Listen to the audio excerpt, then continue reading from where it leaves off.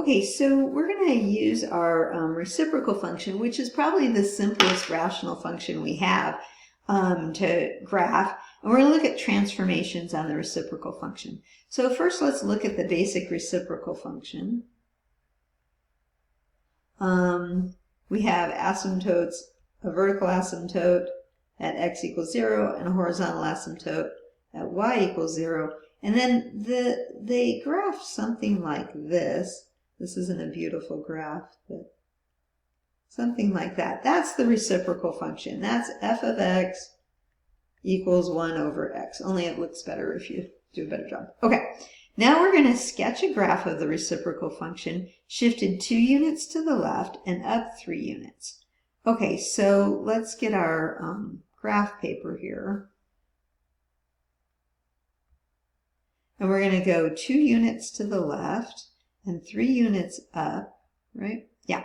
Okay, so that determines our asymptotes then. So if we're going to go 2 units to the left, that means that the vertical asymptote is going to be here now.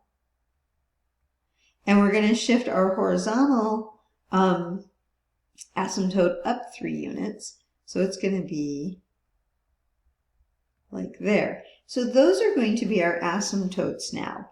We're going to have asymptotes at x equals -2. That's going to be our vertical asymptote.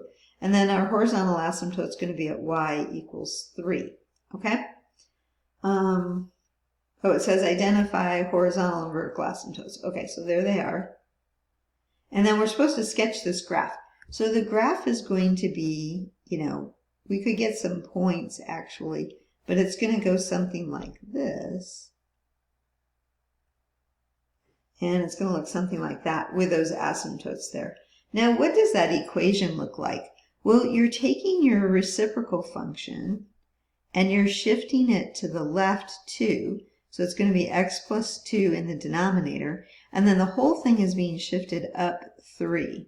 So that is what the equation would actually look like. They didn't give us that, but we could write that. So it's best to shift the asymptotes and then sketch the graph from there. Okay.